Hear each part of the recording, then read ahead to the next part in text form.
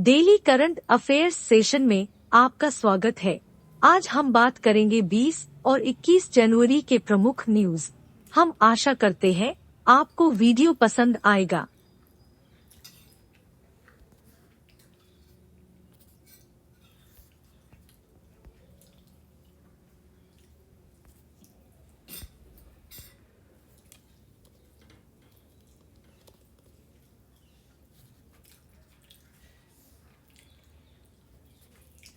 Indonesia का सेमरू ज्वालामुखी।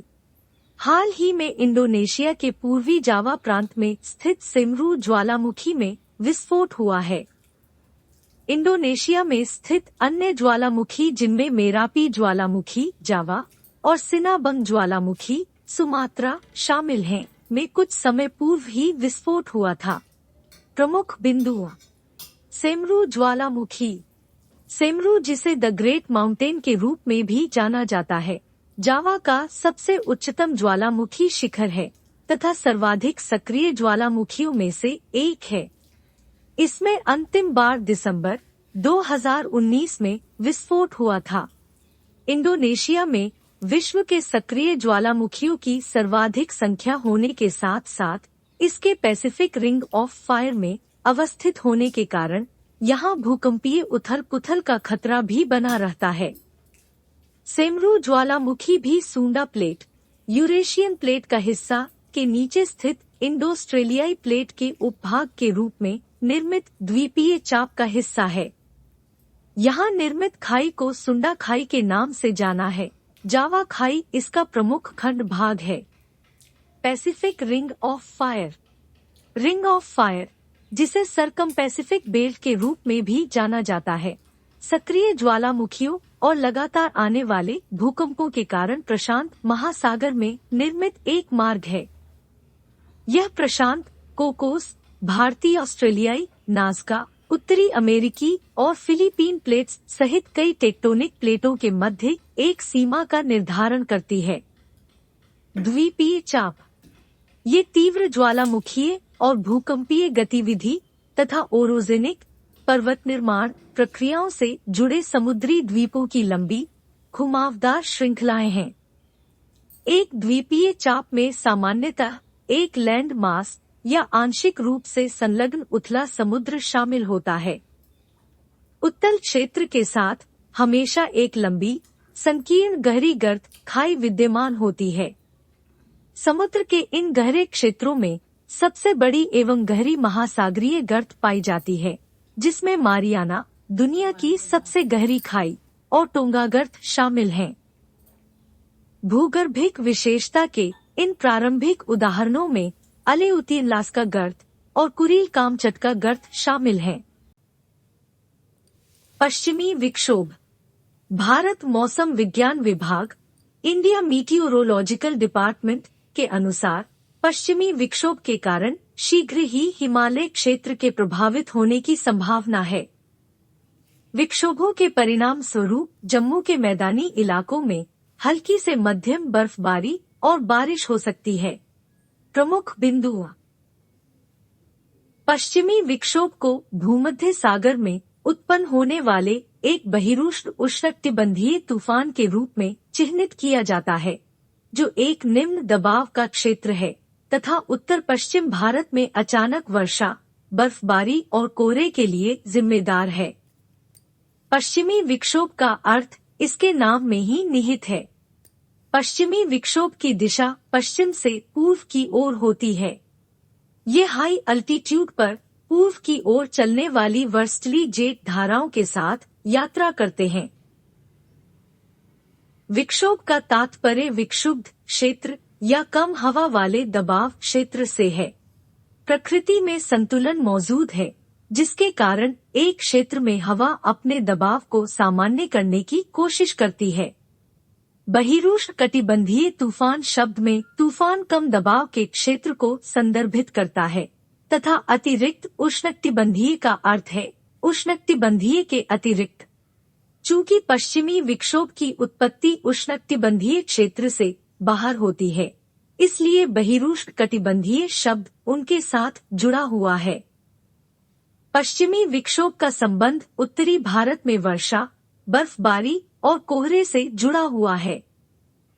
इसके कारण पाकिस्तान और उत्तरी भारत में वर्षा और बर्फबारी होती है। पश्चिमी विक्षोभ अपने साथ लाने वाली नमी को भूमध्य सागर और या अटलांटिक महासागर से ग्रहण करते हैं। सर्दियों में होने वाली वर्षा और प्री मानसून वर्षा पश्चिमी विक्षोभ के कारण होती है, जो उत्तरी उपमहाद्वीप क्षेत्र में रबी की फसल के विकास के लिए महत्वपूर्ण होती है। पश्चिमी विक्षोभ हमेशा ही अच्छे मौसम के सूचक नहीं होते हैं। ये बाढ़, भूस्खलन, धूल भरी आंधी, ओलावृष्टि, शीतलहर से लोगों की मृत्यु, बुनियादी ढांचे की क्षति तथा आजीविका को प्रभावित करने वाली चरम मौसमी घटनाओं का कारण भी बन सकते हैं।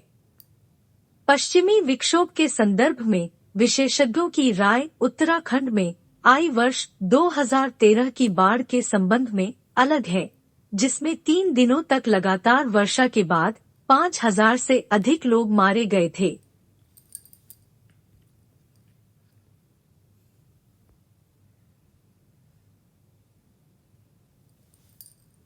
हाल ही में प्रधानमंत्री ने देश के विभिन्न भागों को केवड़िया से जोड़ने वाली 8 रेलगाड़ियों को झंडी दिखाकर रवाना किया।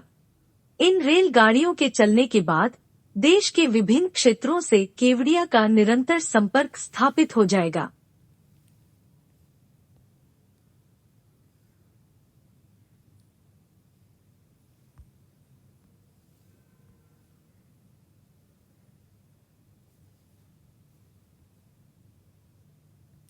तमिलनाडु में जल्लीकट्टू, गौरव एवं राजनीति।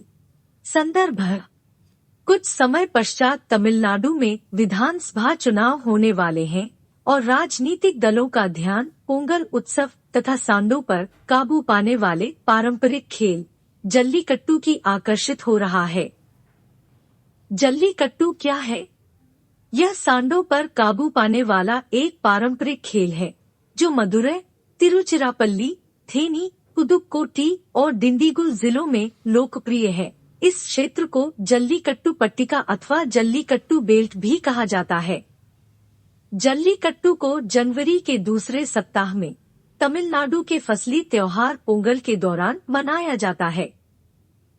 जल्लीकट्टू एक 2000 साल से अधिक पुरानी परंपरा और एक प्रतिस्पर्धी खेल है।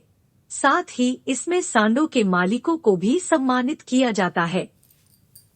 ये सांड गर्भाधान कराने के लिए पाले जाते हैं।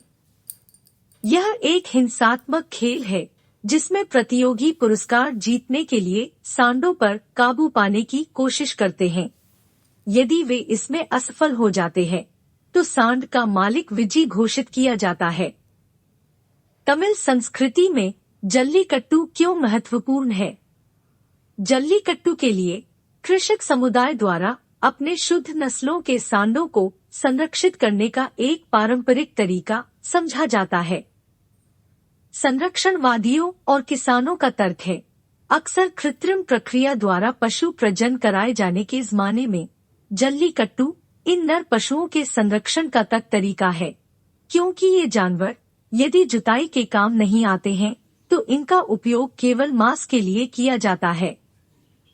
जल्लीकट्टू कानूनी लड़ाई का विषय क्यों बन रहा है? वर्ष 2007 में भारतीय पशु कल्याण बोर्ड और पशु अधिकार समूह पेटा द्वारा जल्लीकट्टू तथा बैलगाड़ी दौड़ के खिलाफ उच्चतम न्यायालय में याचिका दायर की गई थी। इसी के साथ जल्लीकट्टू पहली बार कानूनी जांच के दायरे में आया। हालांकि तमिलनाडु सरकार ने 2009 में एक कानून पारित करके इन खेलों पर लगाए गए प्रतिबंधों से बाहर निकलने का तरीका खोज निकला। इस कानून पर राज्यपाल द्वारा हस्ताक्षर किए गए। वर्ष 2011 में केंद्र में यूपीए शासनकाल के दौरान सांडों को प्रशिक्षण एवं प्रदर्शन निषिद्ध सूची के अंतर्गत आने वाले जानवरों में शामिल कर दिया गया। मई 2014 में सुप्रीम कोर्ट द्वारा याचिका पर निर्णय देने के दौरान वर्ष 2011 की अधिसूचना का हवाला देते हुए सांडों पर काबू पाने वाले बुलटैमिंग खेल पर प्रतिबंध लगा दिया गया। जल्लीकट्टू के संबंध में वर्तमान वैधानिक स्थिति। जनवरी 2017 में जल्लीकट्टू पर लगाए गए प्रतिबंध के खिलाफ पूरे तमिलनाडु में बड़े पैमाने पर विरोध प्रदर्शन हुए। इस दौरान चेन्नई शहर में 15 दिन का जल्लीकट्टू विद्रोह भी हुआ। उसी वर्ष तमिलनाडु सरकार द्वारा केंद्रीय कानून में संशोधन करते हुए एक अध्यादेश जारी किया गया और राज्य में जल्लीकट्टू के लिए अनुमति दी गई। बाद में इस अध्यादेश पर राष्ट्रपति द्वारा सहमति प्रदान कर दी गई। पेटा द्वारा इस अध्यादेश को असंवैधानिक बताते हुए राज्य के इस फैसले को चुनौती दी गई। अनुच्छेद 29(1) वर्ष 2018 में सुप्रीम कोर्ट द्वारा जल्लीकट्टू मामले पर एक संविधान पीठ गठित की गई, जहां यह मामला अभी लंबित है।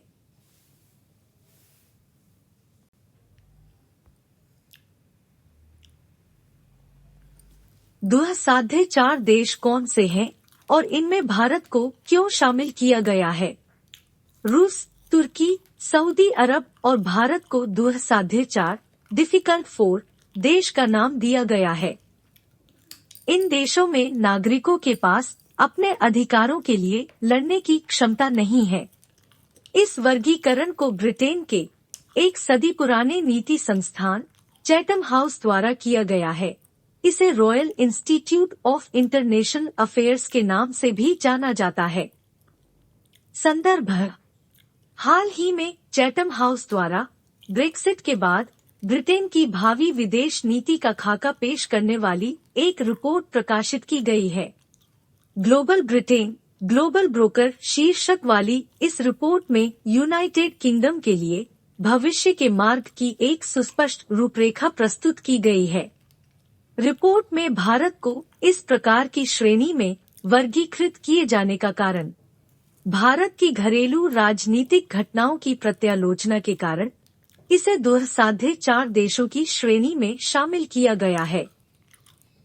रिपोर्ट में इस बारे में टिप्पणी की गई है कि किस प्रकार सत्तारूढ़ भारतीय जनता पार्टी के हिंदू राष्ट्रवाद द्वारा मुस्लिमों और अन्य अल्पसंख्यक धार्मिक समूहों के अधिकारों को कमजोर किया जा रहा है तथा किस प्रकार नेहरू द्वारा विरासत में छोड़े गए धर्मनिरपेक्ष लोकतांत्रिक भारत के दृष्टिकोण को असहिष्णु बहुलवाद द्वारा परिवर्तित किया जा रहा है।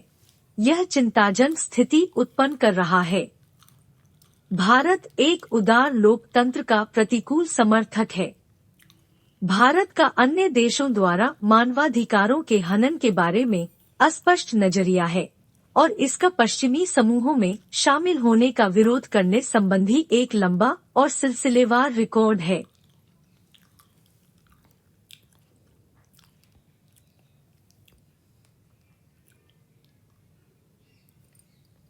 G7 शिखर सम्मेलन। संदर्भ: यूनाइटेड किंगडम द्वारा भारत, ऑस्ट्रेलिया और दक्षिण कोरिया को जून में होने वाले G7 शिखर सम्मेलन में अतिथि देश के रूप में भाग लेने के लिए आमंत्रित किया गया है। G7 क्या है? G7 की स्थापना वर्ष 1975 में मूलतः G8 के रूप में हुई थी। यह विश्व के अग्रणी औद्योगिक देशों को एक साथ लाने वाला एक अनौपचारिक फोरम है। G7 शिखर सम्मेलन में यूरोपीय संघ, यूरोपियन यूनियन (EU) तथा निम्नलिखित देशों के प्रतिनिधि एकत्र होते हैं: Canada, France, Germany, Italy, Japan, United kingdom, संयुक्त राज्य अमेरिका। G7 का प्रमुख उद्देश्य अंतर्राष्ट्रीय आर्थिक मुद्दों पर चर्चा और विचार विमर्श करना है।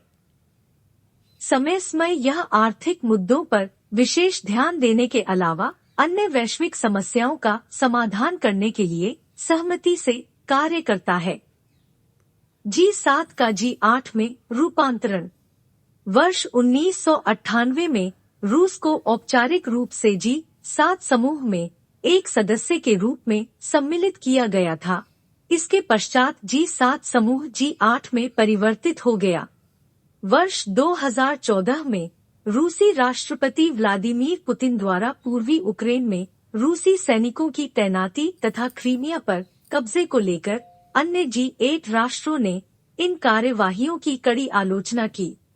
G8 समूह के अन्य राष्ट्रों द्वारा रूस की इन कार्यवाहियों परिणाम स्वरूप रूस को G8 समूह से निलंबित करने का निर्णय किया गया तथा वर्ष 2014 में पुनः G7 समूह बन गया।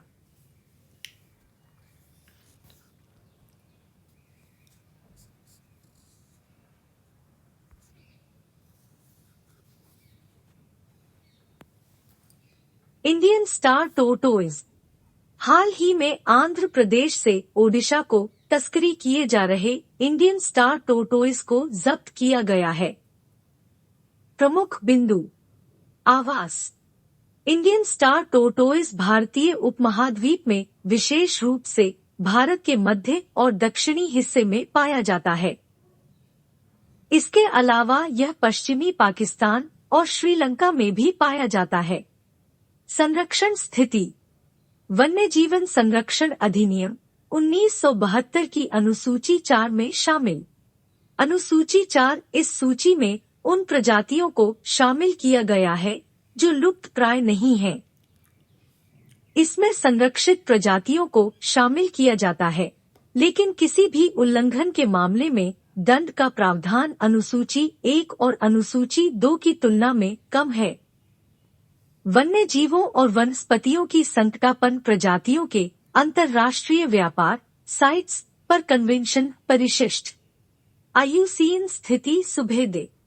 खतरा प्रजातियों को 2 प्रकार के खतरों का सामना करना पड़ता है। पहला, कृषि के कारण आवास का नष्ट होना और दूसरा, पालतू पशुओं के व्यापार पिट ट्रेड हेतु उन्हें अवैध रूप से पकड़ना। वन्य जीव अपराध नियंत्रण bureau wild life crime control bureau के अनुसार इंडियन स्टार टोरटोइज का 90% व्यापार अंतर्राष्ट्रीय पालतू जानवरों के बाजार इंटरनेशनल पेट मार्केट के माध्यम से किया जाता है।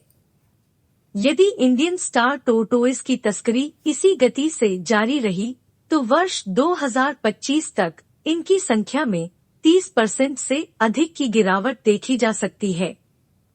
संरक्षण के लिए किए गए प्रयास। हाल ही में भारत के परिशिष्ट 2 से परिशिष्ट 1 में इंडियन स्टार टोरटोइज के संरक्षण की स्थिति को उन्नत करने के प्रस्ताव को वन्य जीवों और वनस्पतियों की संकटापन्न प्रजातियों के अंतर्राष्ट्रीय व्यापार साइट्स द्वारा अनुमोदित किया गया था।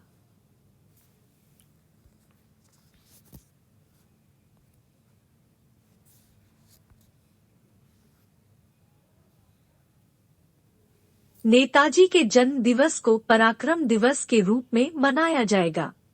केंद्रीय संस्कृति मंत्रालय द्वारा नेताजी सुभाष चंद्र बोस की जयंती 23 जनवरी को प्रतिवर्ष पराक्रम दिवस के रूप में मनाए जाने की घोषणा की गई है।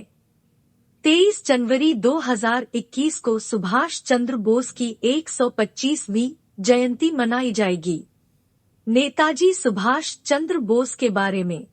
वर्ष 1943 में नेताजी सुभाष चंद्र बोस ने जापानी कब्जे वाले सिंगापुर में आजाद हिंद की अस्थायी सरकार के गठन की घोषणा की थी। आरजी हुकूमते आजाद हिंद के आरजी हुकूमतेजाद हिंद रूप में जानी जाने वाले इस सरकार का धुरी राष्ट्रों imperial Japan, Nazi Germany, Italian social Republic और उनके सहयोगियों द्वारा शक्तियों द्वारा समर्थन किया गया था। उन्होंने द्वितीय विश्व युद्ध के उत्तरार्धकाल में एक अनंतिम निर्वासित सरकार के बैनर तले भारत को ब्रिटिश शासन से मुक्त करने के लिए संघर्ष शुरू किया। उनकी इस अनंतिम सरकार के अंतर्गत लगभग सभी प्रवासी भारतीय एकजुट हो गए। अनंतिम सरकार में सुभाष चंद्र बोस राज्य के प्रमुख, प्रधानमंत्री और युद्ध और विदेशी मामलों के मंत्री थे। सुभाष चंद्र बोस को भारतीय राष्ट्रीय कांग्रेस का 2 बार, हरिपुर अधिवेशन 1938 तथा त्रिपुरी अधिवेशन 1939 अध्यक्ष चुना गया। उन्होंने वर्ष 1939 में कांग्रेस अध्यक्ष पद से इस्तीफा दे दिया और कांग्रेस के भीतर ही ऑल इंडिया फॉरवर्ड ब्लॉक का गठन किया।